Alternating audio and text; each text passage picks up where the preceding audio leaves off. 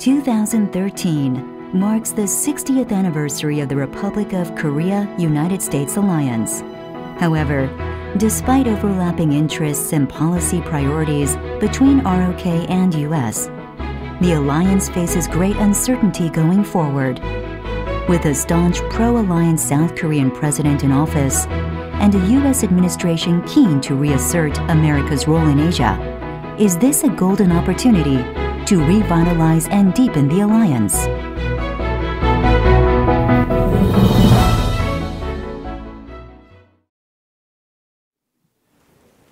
Welcome to Session 3, Challenges for the ROK-US Alliance. As the video mentioned, this is the 60th anniversary of the alliance. We know that President Park is going to be in Washington next week. I'm actually hoping that we can avoid getting into the details of that and kind of stay at a broader level. And in fact, what I'm hoping that we can explore in this panel is really 5 areas. One is the sustainability of the alliance. Secondly, the scope of the alliance. Third, the common purposes or glue that hold the alliance together. Fourth, limits potentially to the alliance, and in particular, the potential or concern about possible diverging interests between the U.S. and South Korea. And then also any limits that might be imposed or affected by China's rise. And I just want to also, open by citing a study of alliances, an IR study that looked at the duration of alliances over the course of the past 200 years. And I thought that this was very interesting because the average alliance between two countries lasts a little bit more than a decade. But this alliance has lasted for 60 years, so I think it's important for us to understand that this alliance has been particularly durable, but also we need to try to dig in and understand why that is. And so we've got 4 panelists who are going to help us to explore these issues. I'll briefly introduce the panel, and then they'll each give presentations as we've been doing in the previous sessions. So to my immediate left is Mr. Doug Bandow, a senior fellow at Cato Institute. He is a former visiting fellow at the Heritage Foundation, a special assistant to President Ronald Reagan, and he's a prolific writer and editor, including of a book called Foreign Follies, America's New Global Empire. I don't know, it doesn't tell me exactly when that came out, but it sounds recent. To his left is Victor Cha, Senior Advisor and Korea Chair of the Center for Strategic International Studies and Director of Asian Studies. He holds the D.S. Song KF Chair at Georgetown University. He also is a former government official, having served as Director for Asian Affairs at the White House on the National Security Council. This is actually an older book that we're highlighting, but he is the award-winning author of Alignment Despite Antagonism, the U.S., Korea, Japan Security Triangle. And the topic of the book and its research it seems, is increasingly ever more relevant as we look at relations in the region. We have an empty chair. Dr. Kim Tae-hyo is on his way, and he will join us shortly, but in order to facilitate things, I just want to say that he's a professor in the Department of Political Science and Diplomacy at Sungkyunkwan University. He just last year left the Blue House as Senior Presidential Secretary for National Security Strategy under the Lee Myung-bak administration.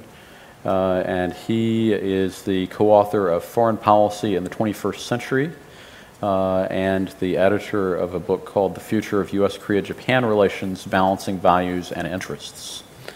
And then on the other end is Professor Shinding Lee, Professor and Associate Dean at Fudan University's Institute of International Studies. You've probably already seen him on previous panel today. and he is a professor of international security, China-U.S. relations, China's foreign policy. His book is Financial Crisis and Asia's International Relations. He is a specialist on many aspects of U.S.-China relations and also non-proliferation issues. So that is our panel. I want to ask each of the panelists to open us with about 5 minutes of comments, starting with Doug, and we'll move down the line as a way of getting started. So Doug, over to you. Well, I appreciate the opportunity to participate and the Asan Institute's willingness to invite me. I think it's a very interesting time to think about international relations as well as Asian security. And there are obviously significant challenges to the U.S.-ROK alliance. I'm fairly notorious for my views on the issue, and I'm glad to present them here. I think many of those challenges grow out of good news. That is the transformation of the threat environment and the economic environment of East Asia. That if one looks at South Korea, Japan, ASEAN today, one looks at the end of the Cold War, the transformation of China, the world in which this alliance exists today is radically different than the world 60 years ago, and we can be very thankful for that. One aspect of that is the Korean balance. That is, if one thinks of the two primary protagonists on the peninsula, one couldn't imagine a greater difference today than 60 years ago. And not just in terms of literal military balance today, but what it could be, given the South's dramatic superiority in terms of economics, population, technology, and international relationships. And also, I think the alliance relationships of both parties, that it is much, I think, less likely today that one would see either Russian or Chinese support for North Korean aggression, that the question of South Korea's ability in terms of defending itself is very different than it was in 1950. And I think that's affected by a couple of other factors that do matter in the U.S., one of which is the generational change within South Korea, that when we're seeing who is taking charge, what their memories are of American participation, the attitudes towards the alliance. It's a much more equivocal and I think at times volatile picture of support for the alliance than it was immediately after the war. And second, sunshine policy, Kaesong, some of these issues. It's been picked up recently in the U.S. Congress with a view that if North Korea is going to be threatening the entire world with incineration, why in fact are tens of millions of dollars being shipped to North Korea by the supposed intended victim of North Korean aggression?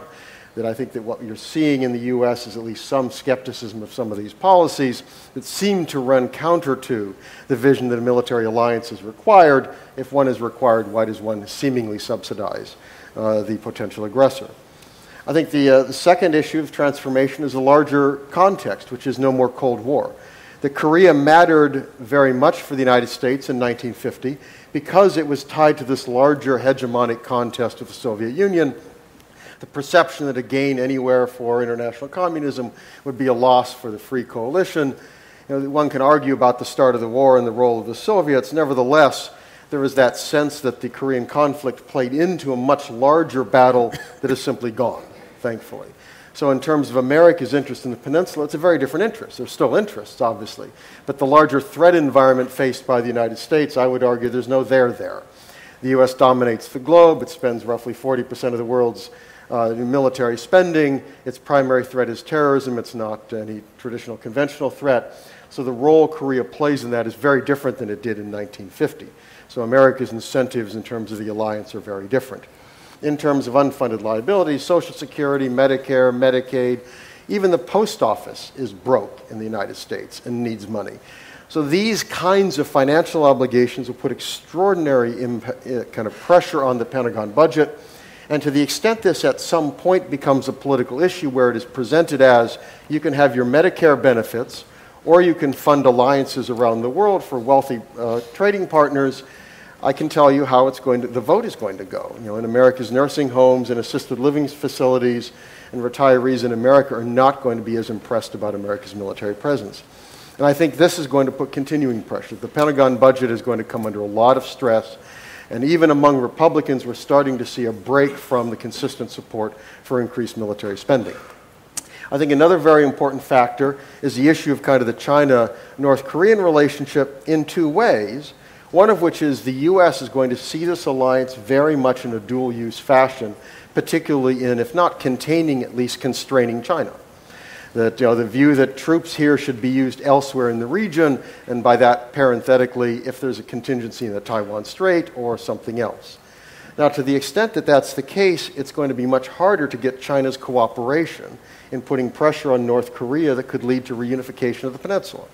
I think Beijing, understandably, is not terribly anxious to encourage reunification that leads to a united Korea allied with the United States where U.S. troops are on its border, if not literally in the Yalu, at least in the country bordering China.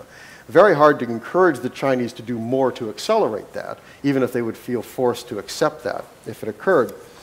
Moreover, I think the issue of, to the extent that one sees in the U.S. North Korea as less of a threat for South Korea than China, that's going to put pressure in terms of South Korea as well, its view of the alliance. Is South Korea willing to play a dual-use relationship that looms larger in America's eyes? Is South Korea willing to play a role that conceivably would turn it into an enemy of China over contingencies in East Asia that are much more important potentially for the United States than South Korea? I think there are going to be tensions there to the extent that the alliance is looked at as something beyond just the Korean Peninsula, but the changing balance on the Korean Peninsula makes it harder just to limit it to the Korean Peninsula. When you put all of this together, I think it's going to put a lot of pressure on the alliance in coming years.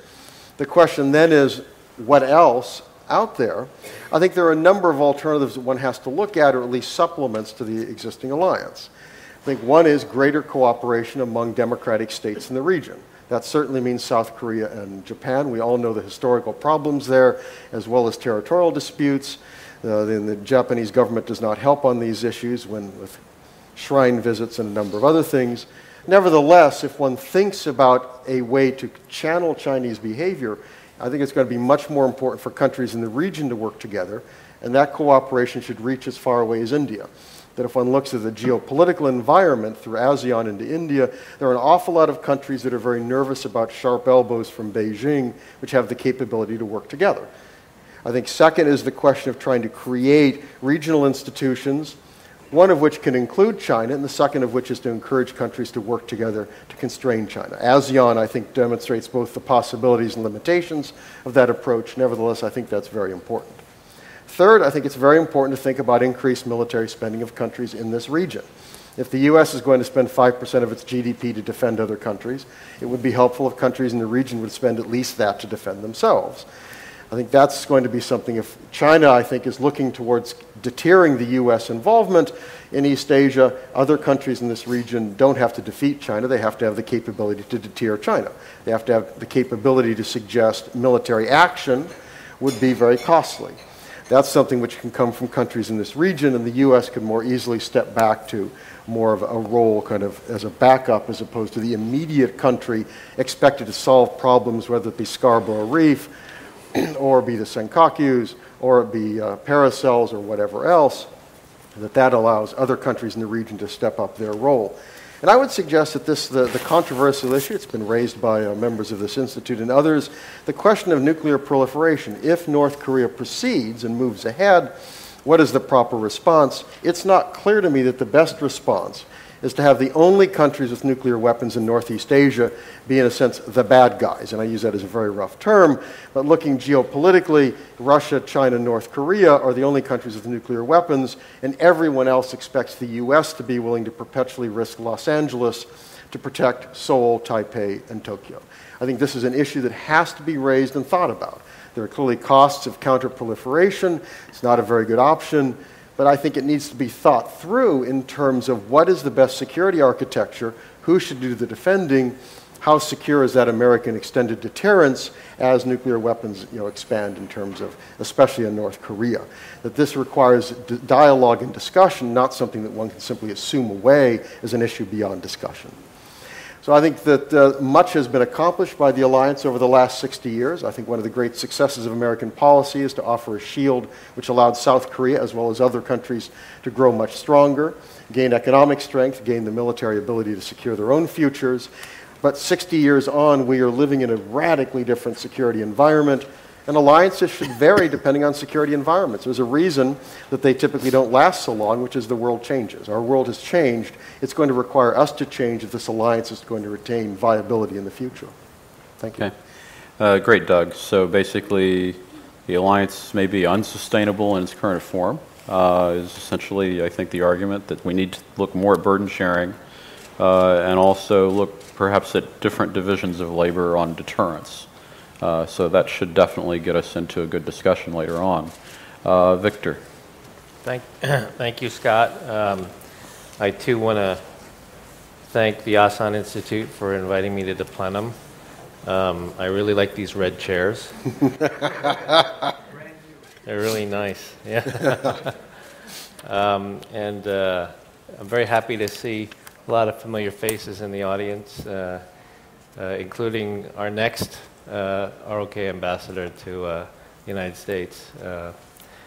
Welcome. Let me start out with some general observations about alliances, and then talk in particular about how I think the U.S. ROK alliance has evolved over time, because it really has evolved.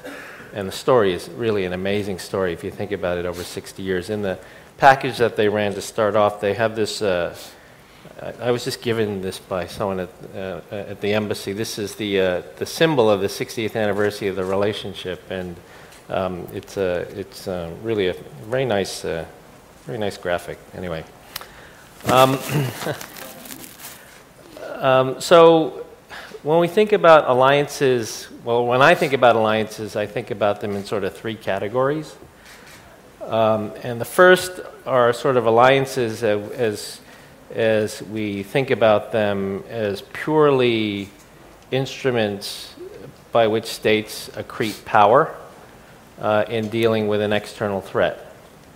And so states can deal with an external threat either by internally balancing, building up their capabilities, or externally balancing, of which a major portion is to form alliances with others, based on a simple overlap of interests. And so in these sorts of relationships, the two allies are not required to have anything else in common except concern about an external threat. And the alliance really lasts about as long as both parties feel it's necessary to meet their security needs.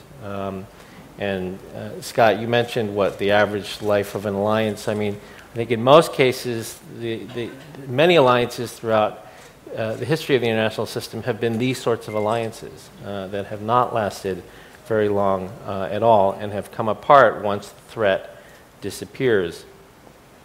Then there's another category of alliances which moves beyond this, and they are what one could call essentially security bargains.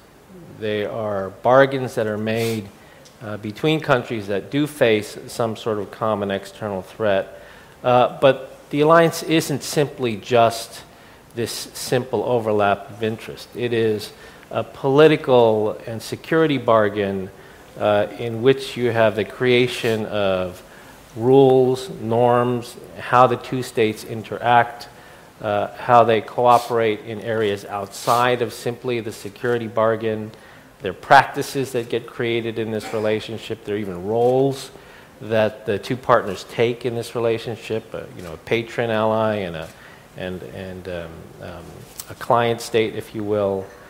And these sorts of relationships last longer than simply the overlap of interest because the bargain provides security, but it also provides additional non-security benefits that go beyond simply the fact that you're dealing with an external threat. And then in the last basket of these sorts of alliances at the far end of the spectrum are these alliance bargains that then transform themselves into becoming not just a bargain, but a normative good of some sort, where the alliance reaches a point where relationship becomes indispensable, if you will, that the partners within this particular group feel as though the maintenance of the relationship in and of itself is a good, a normative good that is useful to keep. And there are not many alliances that have reached this category. There maybe are a couple that have reached this category, but that is sort of at the far end of the spectrum. So when we look at the U.S.-Korea alliance, the first observation is obvious. It's based on a very strong foundation.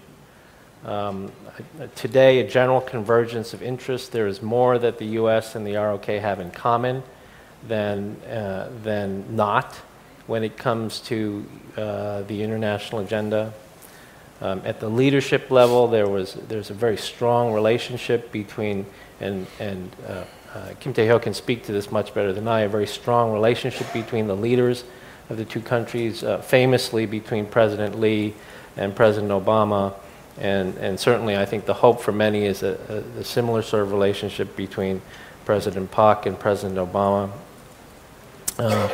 This year, last month, we are celebrating the one-year anniversary of the U.S.-Korea Free Trade Agreement, another very good example of how a security relationship can provide non-security benefits for both countries.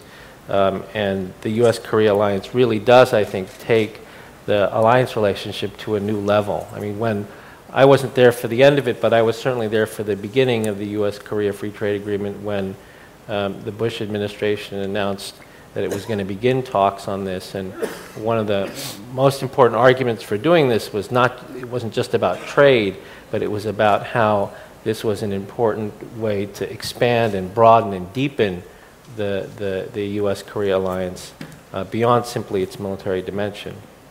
But on the military dimension, the military relationship is good. Korea has NATO +3 status. OPCON transition appears as though it's on track for 2015. And then, of course, global Korea gives the alliance a broader scope than it's had before and allows the two countries to act, whether it's in terms of peacekeeping or overseas development assistance, on a wide variety of areas where the alliance has not been as active in the past.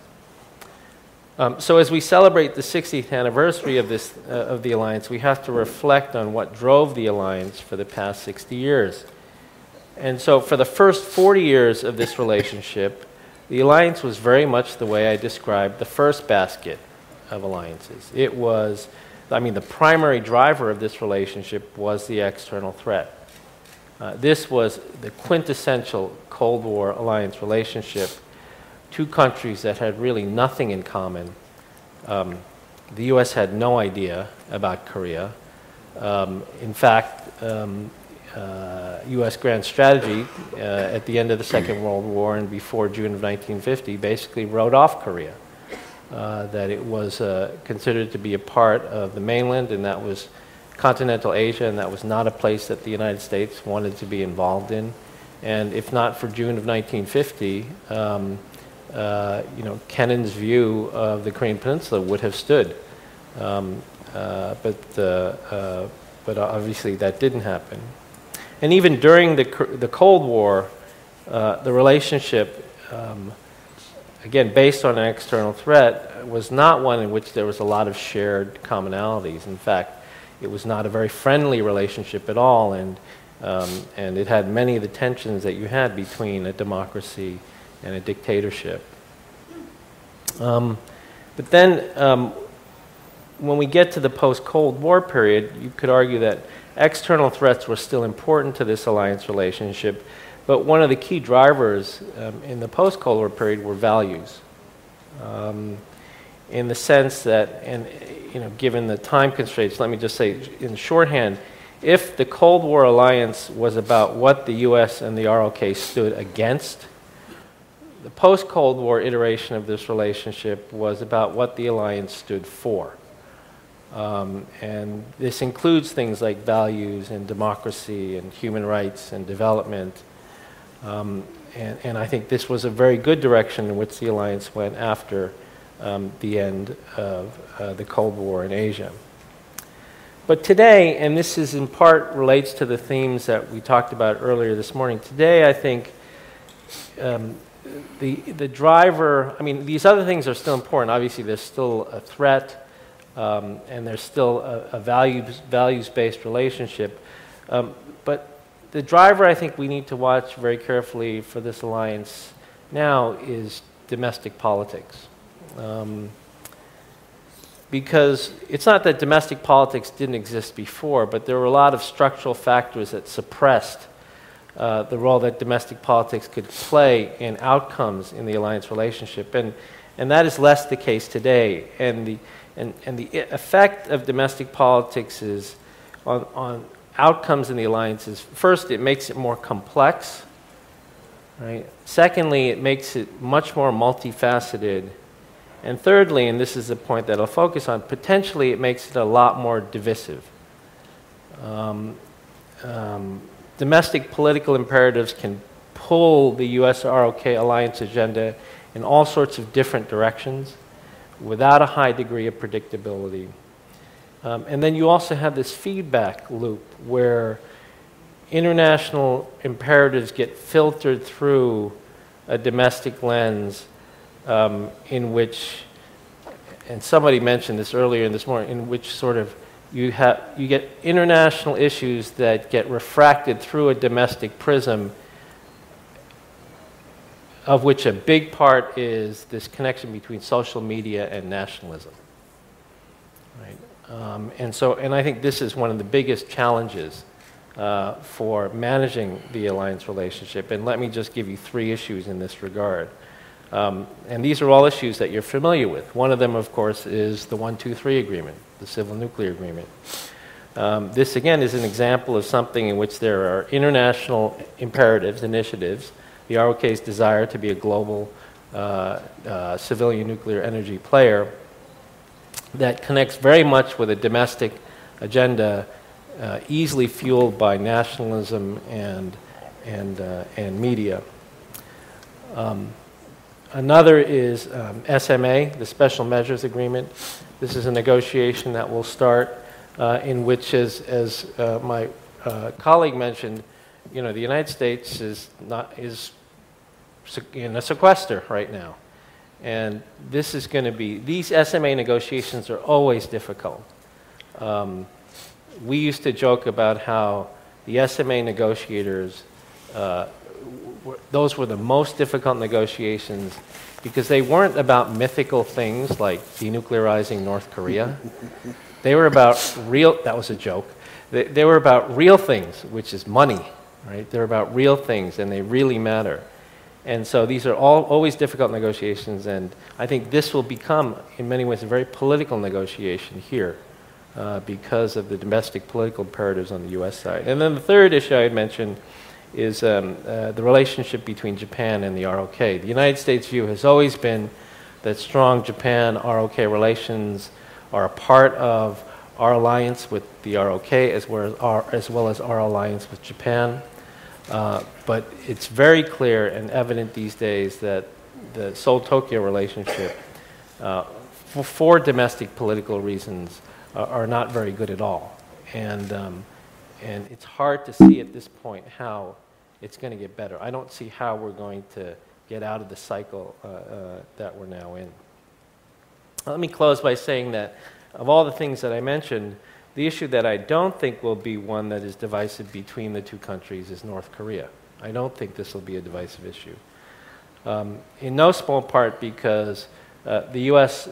Policy of strategic patience essentially is a policy that prizes coordination with the ROK over anything else when it comes to DPRK. And that you could argue 90% of U.S. policy to DPRK today is staying coordinated with Seoul, ensuring that there are no splits. So in a sense, that really means that the direction that Seoul wants to go in will be the direction that Washington will want to go in.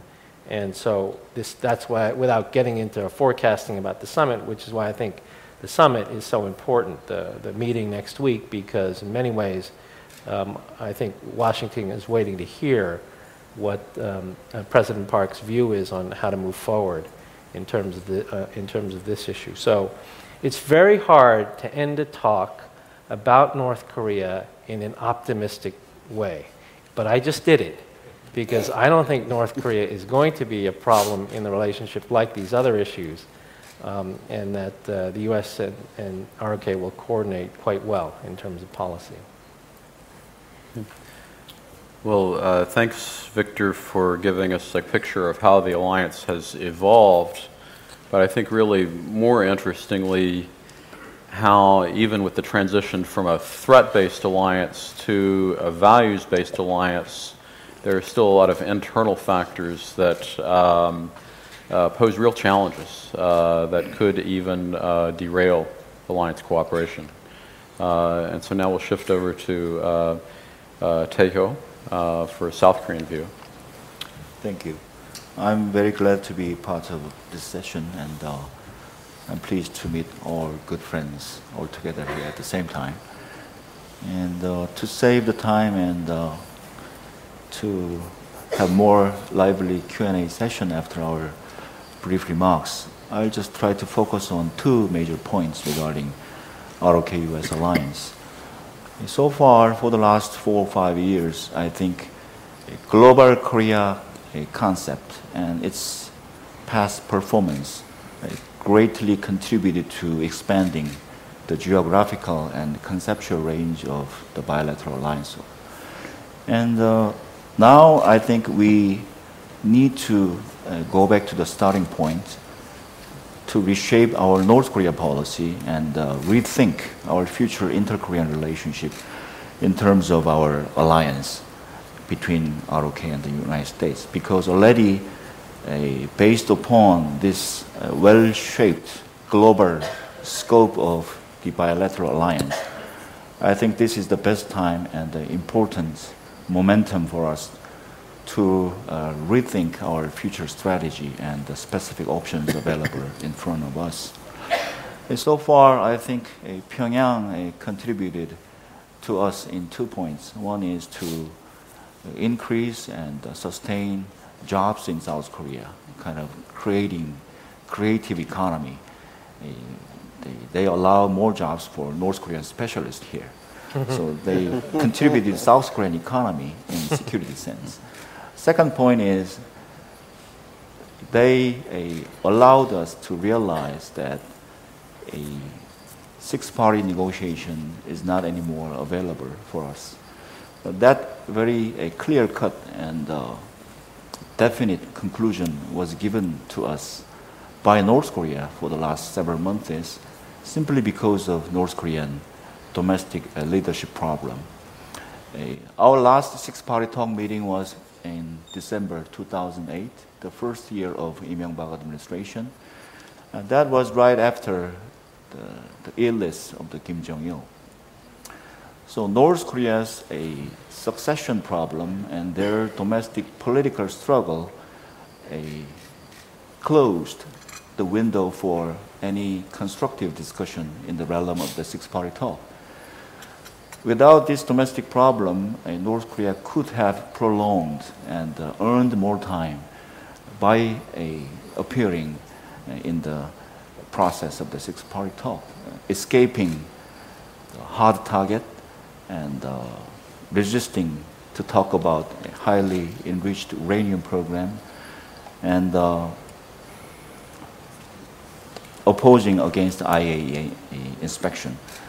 But simply because of this domestic complex political situation, they gave us very simple conclusion. That is, I think, Park Geun-hye administration and the second term Obama administration will have to simply focus on 3 homeworks from now on, rather than negotiating with North Korea on nuclear issue. One is to reinforce the military preparedness against North Korean nuclear and asymmetric attack against our alliance. In order to do that, I think we have to reshape our surveillance system and also strengthen a cruise and ballistic missile capability, and also recombine and relink the 2 military and strategic mechanisms in the preparation for the OPCON transport. And second homework is to tighten our international coordination and our practice of the existing 4 major UN security resolutions. In that way, we can minimize any strategic support that could be used for North Korean nuclear program. And also we need to be more creative and flexible in thinking about effective options to slow the North Korean nuclear program. The third one is to encourage any official and unofficial changes in North Korean society. Not only the expansion of the markets, we need to think about various political, diplomatic, and economic options to impact on the perception of North Korean leaders and possible differences and internal debates on the future of North Korean external policy. In that way, in the combination of local change and central change, I think we can broaden our window of opportunity for any peaceful change in North Korean society. My second subject is about a future multilateral approach for a North Korean problem. So far, a conventional wisdom has been focused on trilateral security cooperation among the US, Japan, and the ROK. But as you see, the current diplomatic and political climate between Japan and Korea threatens the future direction of the trilateral cooperation, which has been the value-driven trilateral security cooperation so far. And the trilateral annual meeting among China, Korea, Japan has been postponed. And Korea is searching for alternative trilateral strategic talk among China, US, and Korea. And there is some difference between the existing value-driven three-way cooperation and other two. I think China, Korea, US possible talk will be driven by their strategic convenience. China is concerned about the future of North Korea, so they really want to listen to Korea and US proposals and future thinkings, how to deal with North Korean WMD capability, and how to prepare for any contingency situations in Korean Peninsula. So minimum but very useful and meaningful understanding could be started among this new three-way dialogue among Korea, China, and the United States. The other one, regional talk, China, Japan, Korean talk, is not effective to directly attack security issues and North Korean problem, but it could be a very lubricating mechanism to talk about commercial issues and climate change issues and personal changes and exchanges among these three countries so that they can prepare for any future post-current North Korean situation in North Korean trilateral cooperations. I think that new venue should be gradually cultivated by these three regional countries. And finally, as Victor Cha mentioned, Korean leadership will meet severe challenges for the 4 years from now on.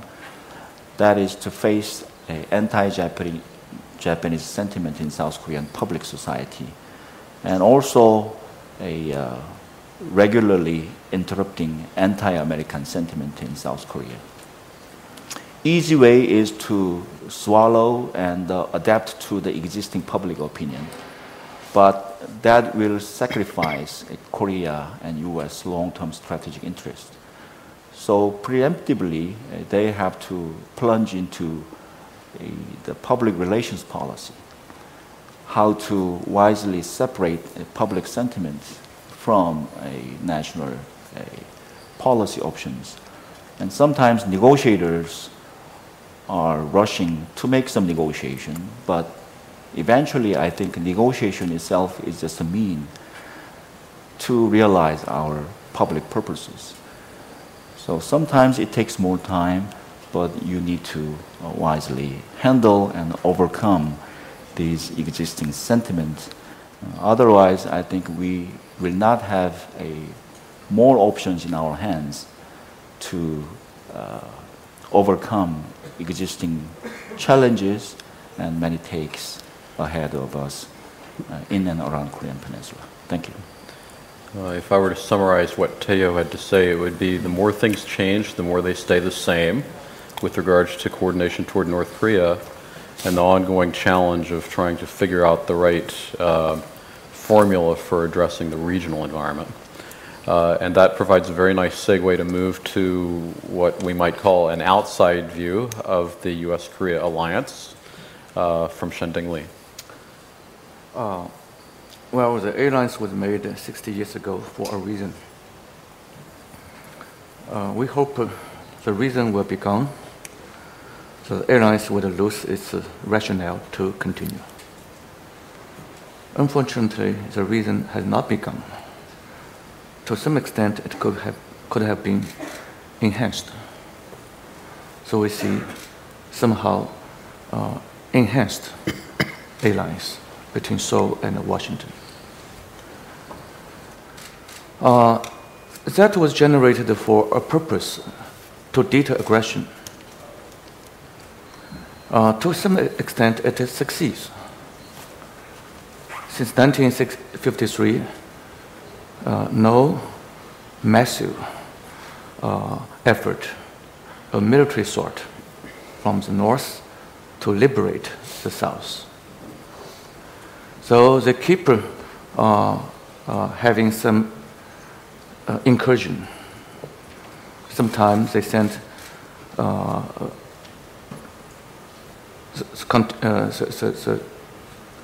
the small troops to place close to the presidential office.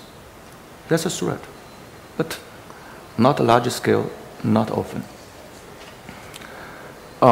This success partly due to the allies. Without the discouragement due to the allies, they might be doing more. But the allies did not stop their ideology. They keep thinking this country is illegal, which was China's thinking prior to 1992. We transformed for our changed ideology, development, security through development, through engaging ROK economically and peacefully. We strengthen our national security. So we changed, they refused to change. So in their perspective, they still are entitled to liberate, to save South Korean people, and to rid Americans' military stationing, including nuclear stationing as late as 1991. That's their discourse. They keep using it to justify their own system and their political and security handling vis-a-vis the South. As long as they keep doing this, I think it's hopeless that China can see the dissolvement of ROK U.S. allies. But we have been accustomed to this for the last 60 years. We are not comfortable completely, but we have been accustomed. We have small amount of uncomfortableness due to this, because South Korea for small period, few weeks, disallowed the U.S. force stationed in South Korea to be mobile in Northeast Asia. And President Romo-hwan, for a reason, but that catered China's demand. But under the same president, a few weeks later, his government returned to the old policy, which is the current policy, to allow the U.S. force in South Korea to be mobile in Northeast Asia. And we feel somehow uncomfortable with the Taiwan picture in consideration. But as a comparison, China used to generate its own alliance with North Korea 8 years after this alliance was made. We think this is a collective defense, good, empowers China, and made North Korea to be able to deter any aggression. But now, with China's change of ideology, security through a broadened perspective, including economic development.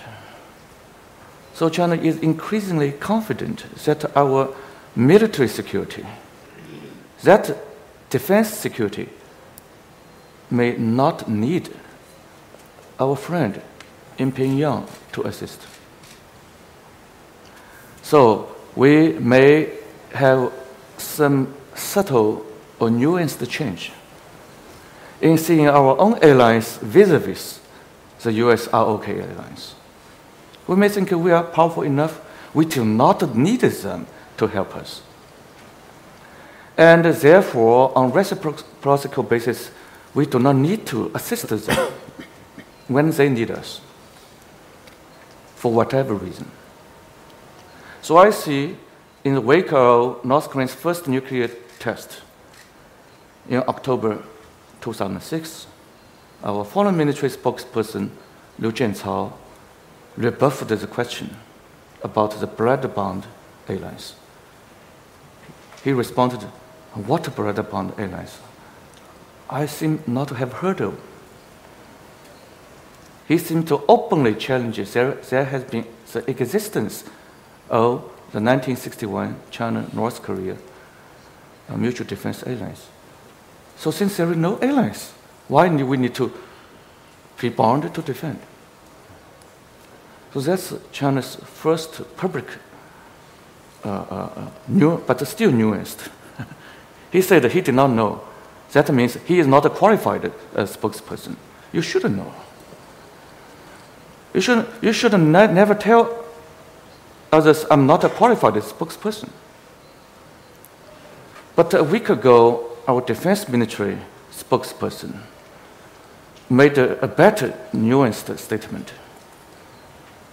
When asked a similar question, he stated, the question was whether China would be bound by its treaty obligation to defend North Korea. He stated, "This is a question based on assumption. North Korea would be invaded. I do not want to respond to a question based on assumption. If I do, tomorrow my friend would tell me I'm not a professional." Still nuanced whether we would defend North Korea or not. But he did not say, I'm not informed that there is such an existence. It's there. So I think that's systematic China's nuanced change to delink itself from its treaty obliged responsibility. We think we are more powerful. We can defend ourselves, so China would limit its national defense more to its self-reliance, to less need collective defense. But we have not refused collective defense. We just say, I do not know, I'm not sure. Until that happens, I will tell you. It's a change. We may think North Korea is making more trouble. It's a troublemaker. So if we are associated with such a troublemaker, testing nuclear stuff for 3 times, ignoring all IAEA and UN Security Council resolution, which demanded not to repeat or to face sanction. Say, almost name China, that China has been so partial not to stick to justice, to speak for America and South Korea. They were very angry. And China has no regret. We will continue our principled position that proliferation of nuclear weapons is not accepted and has a consequence. And we work with other countries to bring the consequence. Our Ministry of Communication, 交通部, a few days ago, issued a national order. All Chinese local custom cross-border agency should severely, very closely follow the UN Security Council resolution made in March 2013 to sanction North Korea's third nuclear weapon test. They claim, I'm not sure if they did. So we never openly make an order. And we may internally make an order before, or not, but this time openly, to tell the world. The Committee of 1540 should have no worry that China would bypass the previous sanction. And we honor our word. This is not acceptable, and we will teach a lesson to them. Material sanction. Because no luxurious item, no boat, no caveat, and no banned stuff. And their mentioned man operating in China should be restricted. So it's our way in handling our airlines vis-a-vis US ROK airlines. We are still uncomfortable, but not very uncomfortable with your airlines. But we become more uncomfortable with our airlines. That's a change. Okay. So what conclusion. Oh, sorry. Conclusion. I would hope why the US and the ROK would lift the quality of their deterrence, bring South Korea more security by engaging not only South Korea, Japan, but also China proactively. Inviting Chinese side to join the US military action in the wake of November 2010 Zhengqiang sharing. China was not invited. Most likely when invited, China would refuse, but invite. China will be happy to join the Ring Pacific exercise, but without invitation, we feel lonely. I would think, take it easy, we are lonely. But if you invite, we feel less lonely. We feel a little more comfortable, and we will make a contribution to the purpose of the exercise, which is to have a cooperative security effort to make the region more peaceful. So let's US side more engage us, let us not only keep a distance with North Korea.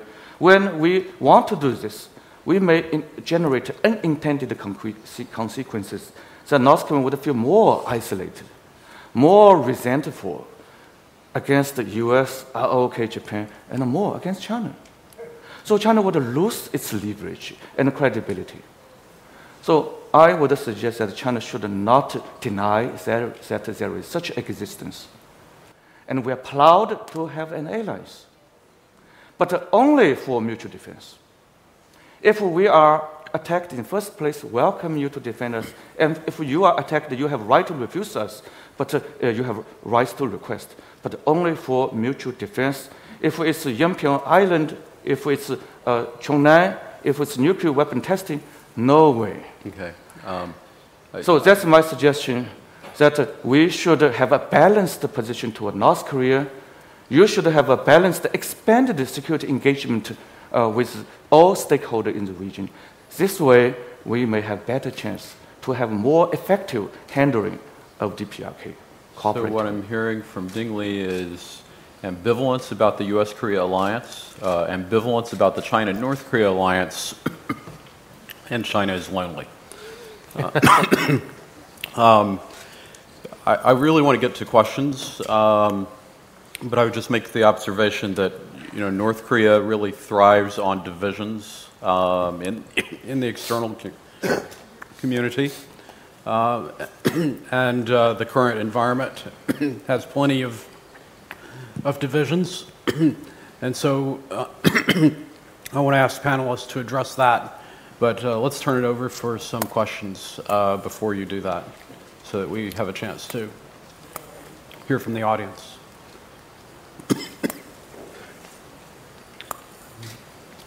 Okay, right down here.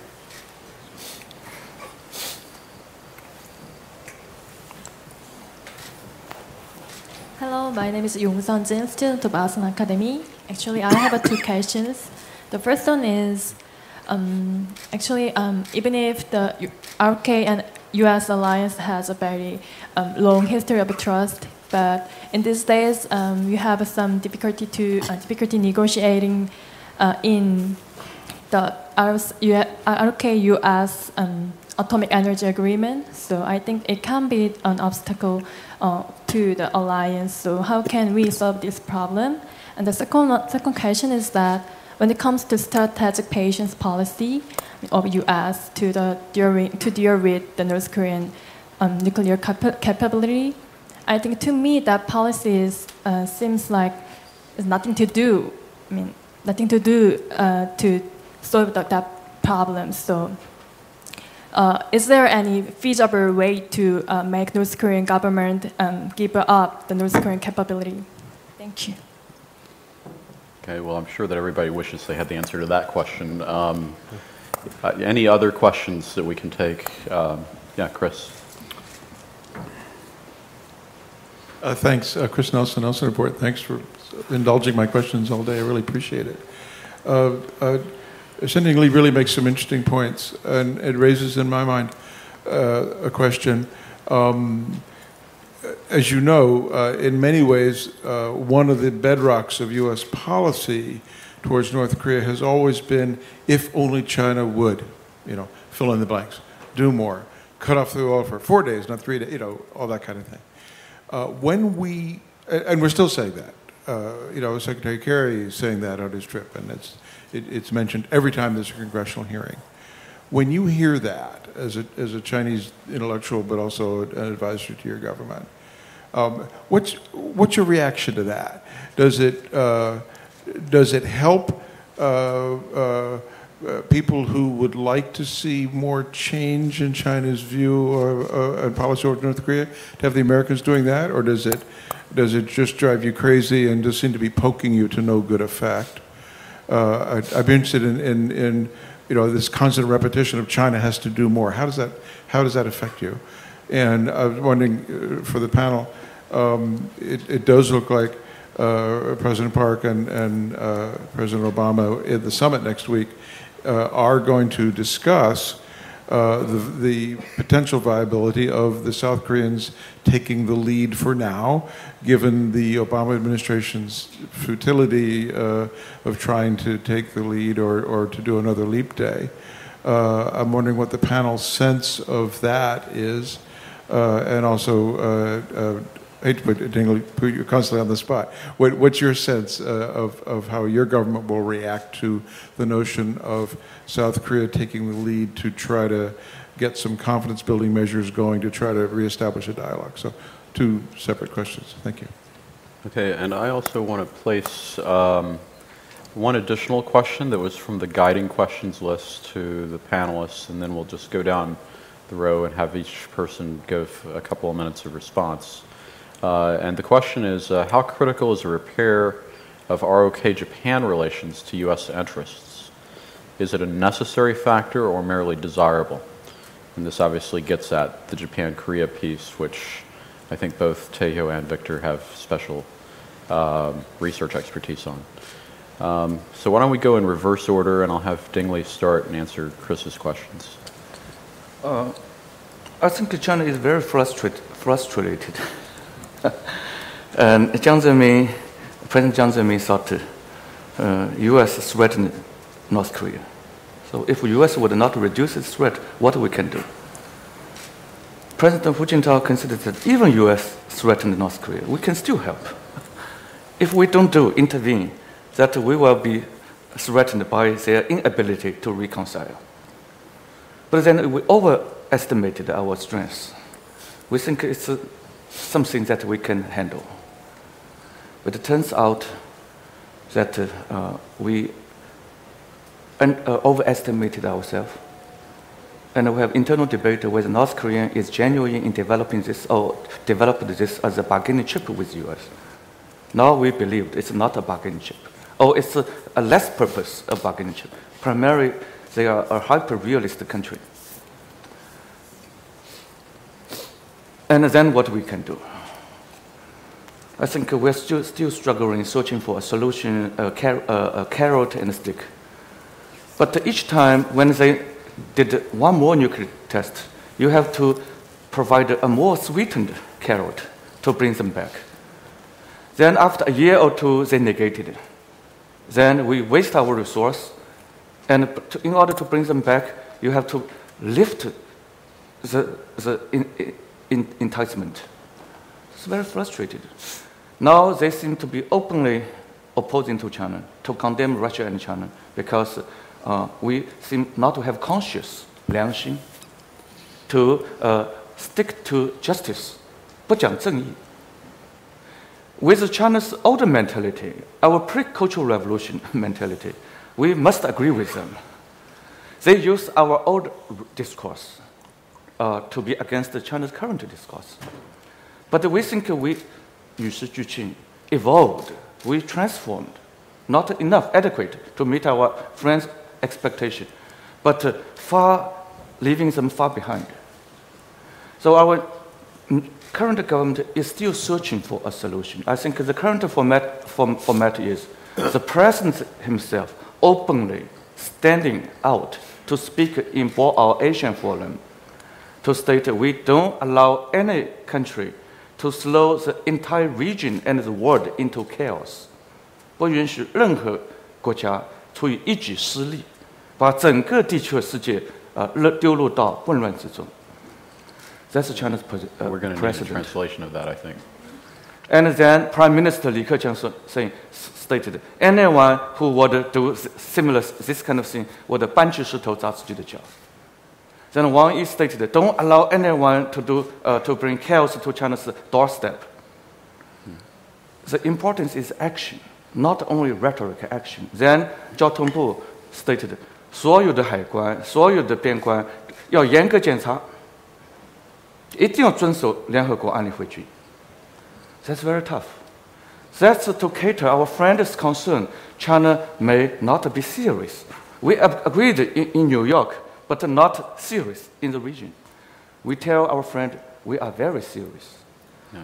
I want to suggest to my government to invite our South Korean friend to jointly search if any vehicle coming from North or coming from China across the border would carry some not unpermitted item. If South Korea is too sensitive, what about Cambodia or Vietnam? To implement 1540. So we want to be serious to tell them you have a consequence. But if you can be responsible, these days they are lowering the intensity of rhetorical aggressiveness. I think we should give them a step to go down.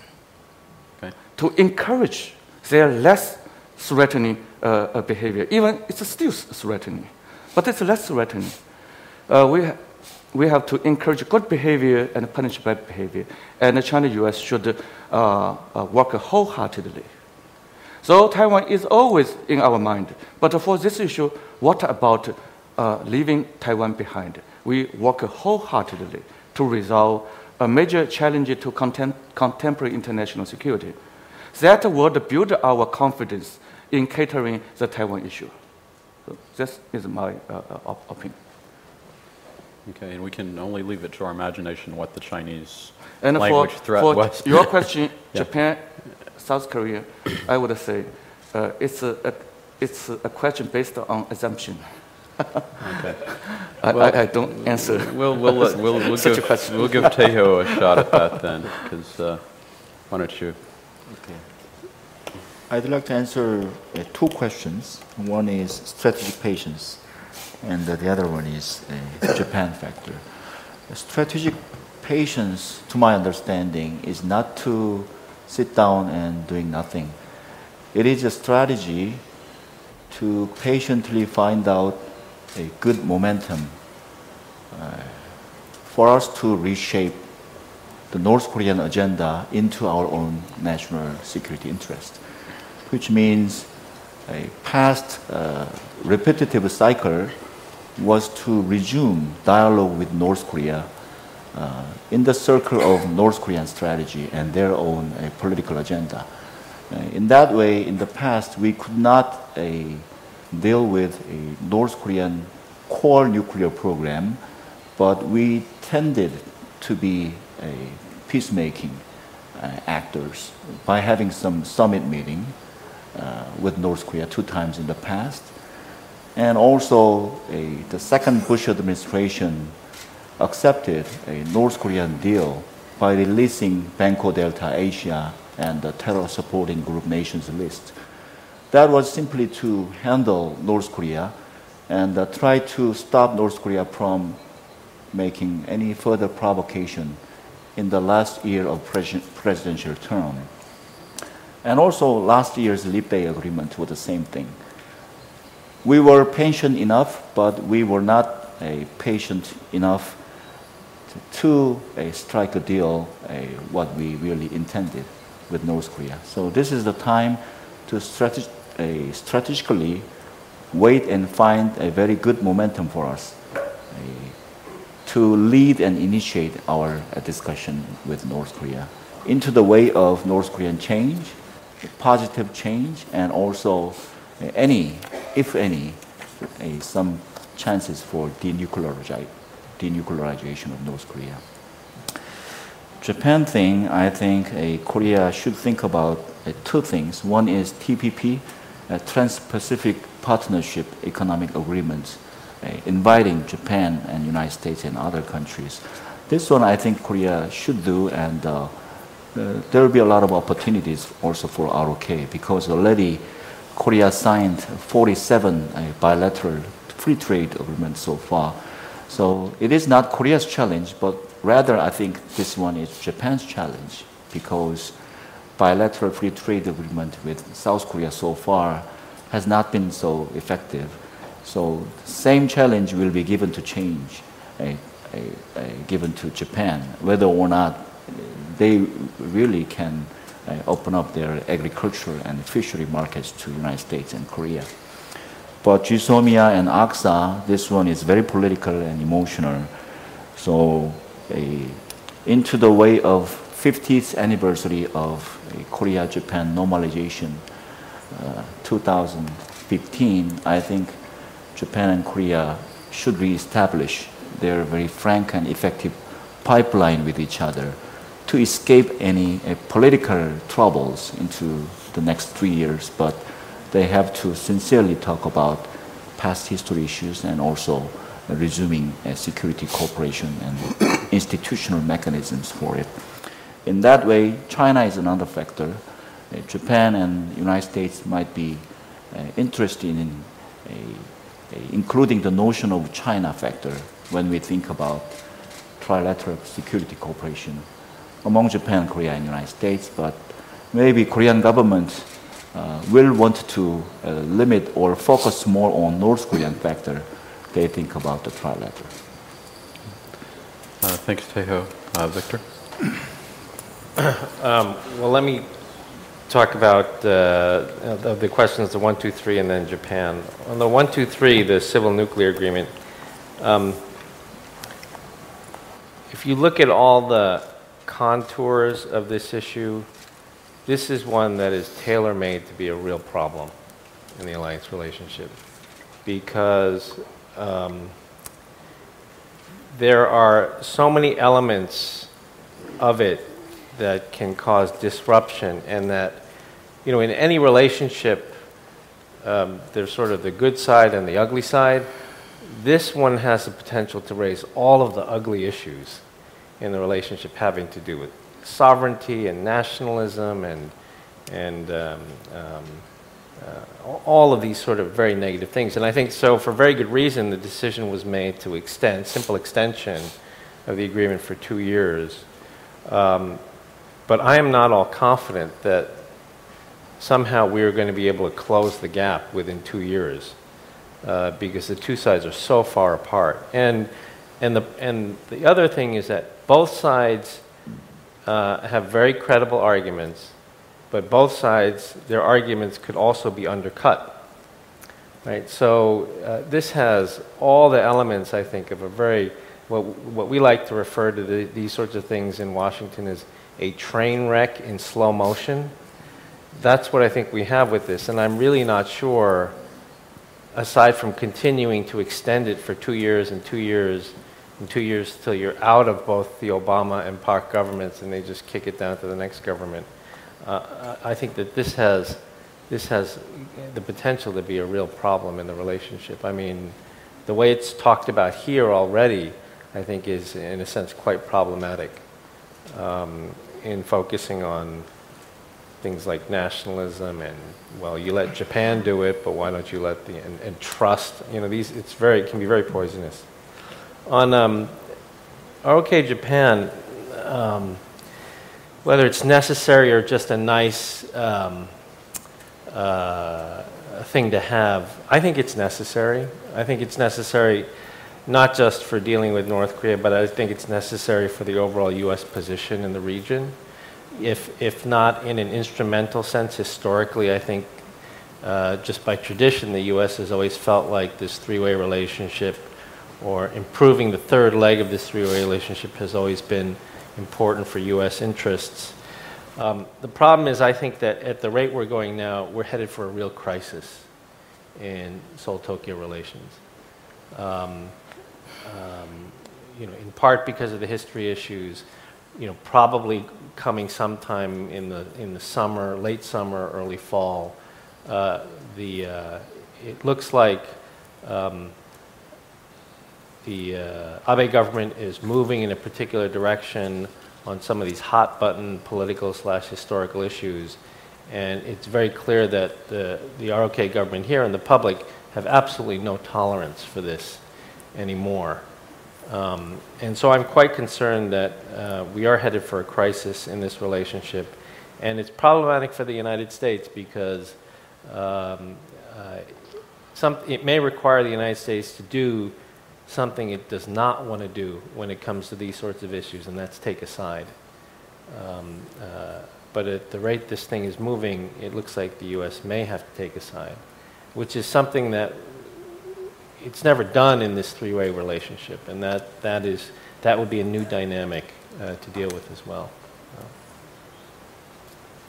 Okay, well, it's nice that you've replaced North Korea with all these other issues to be pessimistic about. Doug, hopefully you can cheer us up. Oh, right. Yeah. I mean, can we make North Korea give up nuclear weapons? The answer is no. I mean, we've spent 20 years trying to find the formula. War would be an awful, awful alternative, especially if you live in the Seoul-Incheon area. I wouldn't want to be here if that was tried. We've tried sanctions, even with Chinese support. It's not clear to me that North Korea would give up its nuclear weapons. If it's willing to let 500,000 people starve to death, I mean, this is a regime that's utterly unconcerned about its people, so it'd be quite willing to accept enormous costs. And a negotiation works only if the other party wants to negotiate and wants to give up its weapons. And my guess is that for both external and internal reasons, this regime wants to be a nuclear state. It offers security advantages, prestige, the opportunity to extort, and also I suspect there's an internal political dynamic. I doubt the civilian leadership wants to go to the military and say, we're going to take away your biggest toy. I just can't believe that's a way to maintain internal political stability within North Korea, especially relatively early into a leadership transition where I think who has what authority and where the power lines are still somewhat unclear. I'm quite happy for the ROK to take the lead on North Korea policy. I think the Obama administration, number one, has no interest. They view it as a complete loser, nothing to be gained, a waste of time, frustrating, and they have no ideas. They kind of tried everything, nothing works. Why get into this? Moreover, South Korea has the most at stake. The country that is most vulnerable to the north is South Korea. Despite funny YouTube videos showing New York going up in flames, North Korea doesn't have that capability. And I don't think they're suicidal. I don't think they would try it. Clearly Seoul is much more vulnerable to the north. It makes a lot of sense, I think, for South Korea to take the lead on those issues. The ROK-Japanese relationship, I think there are enormous problems there. It's highly desirable, it's necessary, whatever term you want to use. But I think the U.S. has no better ability to make Seoul and Tokyo kiss and make up than it can make North Korea give up its nuclear weapons. Internal politics clearly is dominating in both countries. It's very dangerous because it would be very helpful for two democratic allies that in fact share, I think, security interests and many other things to work together. But that relationship is not at a good stage. And finally, on China, I think it's important not to overestimate China's ability. I think China has enormous influence in the North, but again, even there, even if China cut off all food and energy, what would the North do? Again, the North might decide, let people starve, we're not giving in. Maybe the regime would implode, who knows what would happen. It's not clear to me that we get the result we want, and it's not going to happen without addressing China's concerns. China wants stability, it doesn't want conflict on the peninsula, it doesn't want mass refugee flows. I think it's concerned about security and what a united Korea would look like in the role of American troops. Unless there's a serious, sustained effort to engage China on those issues and talk about them and about how to assuage Chinese concerns, I just don't believe that China is going to take enormous risks when it comes to what it perceives as stability of its ally.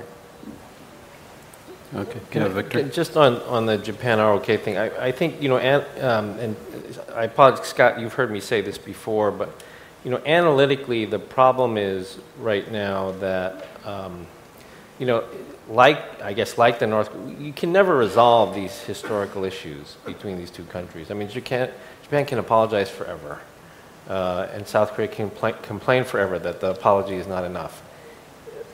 So you try to manage the issue, right? And accept that there's always going to be a degree of tension in the relationship because of these issues. The problem comes when people start to change the status quo, right? That's when you start getting problems, and that's when you start getting spiraling tensions. And so President Lee going to Tokdo, that's changing the status quo. That's bound to create problems. Or the Abe government reinterpreting the Kono statement. That's changing the status quo. And once you do that, then these issues, they catch fire in a way that you cannot control. And you know, I think over the past year and moving forward, on some of these issues, not just Korea and Japan, but also China, we're heading down this road now. And there doesn't seem, and for domestic reasons, for a variety of reasons, and there doesn't really seem to be an off-ramp.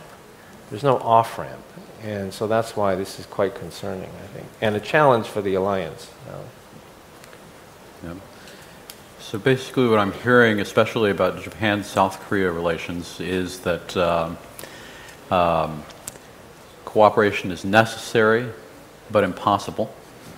And also that North Korea is still good glue for the ROK-US alliance, but in a value-based alliance framework, we've got other emerging issues that actually might be a bigger threat and challenge or potential train wreck to manage going forward. So I presume that this topic will remain on the agenda at future Asan Plenums. Please join me in thanking our speakers.